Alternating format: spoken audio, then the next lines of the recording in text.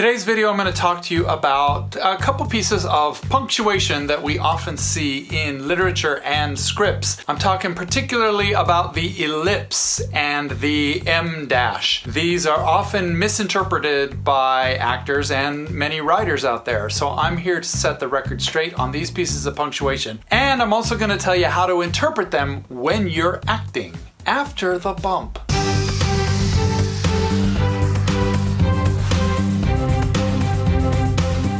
Hi everyone, I am Doug Fall, your augmented actor, helping you augment your acting career with tips, tactics, and tech.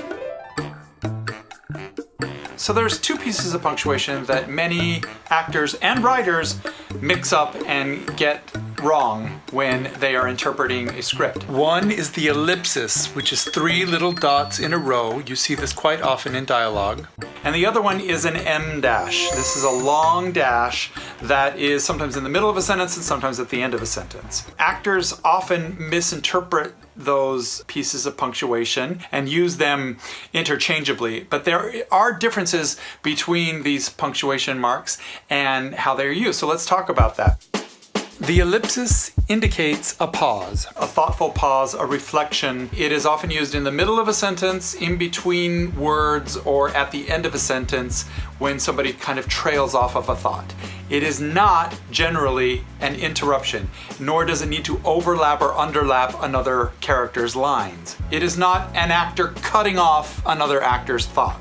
We use ellipses all the time when we speak to somebody, when we take a moment to think of our next thought, when we try to formulate the words we're going to say in our head, or when we are changing tactics. It can also be a sort of self-cutting off.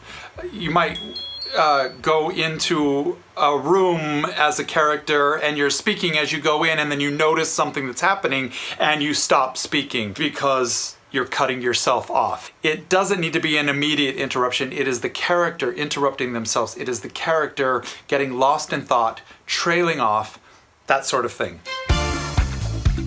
There's three different kinds of dashes.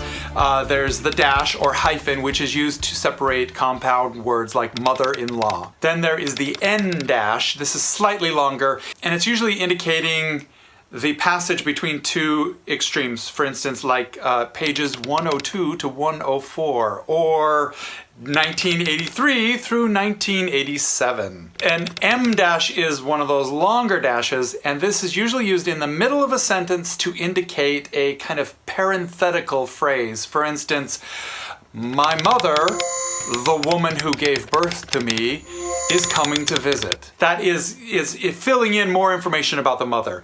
You would use parentheses if it is more of an aside, like, my mother, oh boy, is coming to visit me. Or as a citation, my mother, see note below, is coming to visit me. Now, an em dash at the end of a sentence in dialogue is generally used to indicate an interruption or overlapping dialogue is coming up. It basically says that the next character's line will kind of slide over the em dash and interrupt that sentence. Generally, if you see an em dash, it's more of an indication that the line is being cut off by somebody else. That said, you don't need to interpret em dashes as sudden interruptions.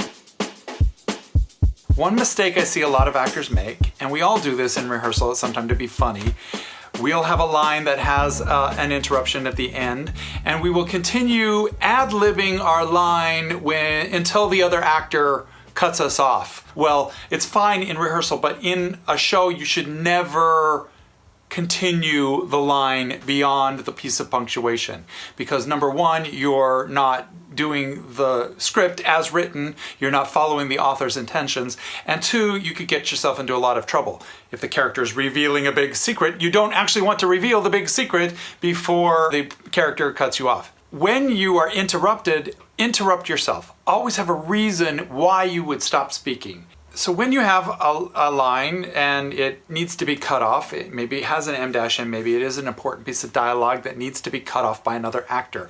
In rehearsals, you'll get used to that rhythm and the other actor will eventually start cutting you off on time. However, as a failsafe, you always should cut yourself off first. an actor can interrupt your line, or they can interrupt a pause in your dialogue. Either way, it's being interrupted, and you can self-interrupt as well. It doesn't need to be another actor. So even if you are about to say the most important thing and the other actor is supposed to cut you off and they don't cut you off, do not continue ad-libbing. Do not continue the phrase. Just find a reason as an actor why you would stop speaking. Maybe it's for dramatic effect. Maybe you say, I'm about to reveal the secret, and the secret is... Dun dun dun! You forget the secret. And the secret is...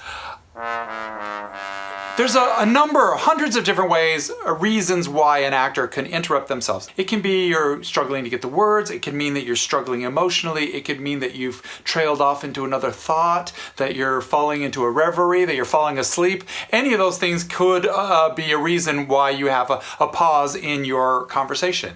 And if you watch other people speaking in real life, you will see that sometimes another person is waiting to talk. They have an idea, something that they want to say, but they don't want to interrupt the other person. So they wait for them to go into one of those ellipses, and then they interrupt that pause. Think of those kind of interruptions as interruptions of the pause, not interruptions of the sentence. Okay, so lots of talk about three little dots and a line, but those are very common in scripts and dialogue. So I hope that you have found this ... information useful ... If you did, please smash that like button. Click on some of the videos you see on the screen or down in the description below, and I hope to see you here next time.